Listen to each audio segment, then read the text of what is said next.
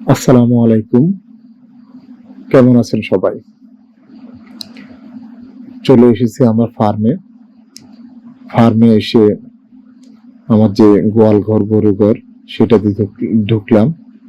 দেখলাম গরুগুলোর কি অবস্থা। দেখি সবগুলা গরু আল্লাহর রহমতে ভালো আছে। সো বের হলাম।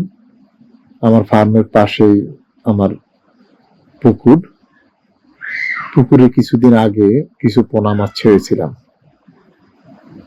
তো ওইদিন বাজারে গেলাম কিছুদিন আগে গরুর খাওয়া আনার জন্য।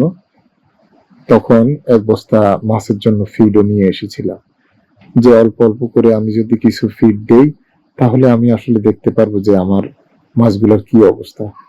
তখন আমি কিছু পোনা মাছ ছেড়েছিলাম, তার মধ্যে ছিল পাঙ্গাস, কার্প জাতীয় কিছু মাছ, রুই, কাতল, মৃগেল, গ্রাস কার্প এগুলা। তো ফিড দেওয়ার পরে দেখলাম যে মাছগুলো আসলে খুব ভালো রেসপন্স করতেছে, দেখে মনটা ভরে গেল। যারা যারা ফার্ম করেন তারা এর পাশাপাশি চেষ্টা করবেন অন্য কিছু করার। ধন্যবাদ।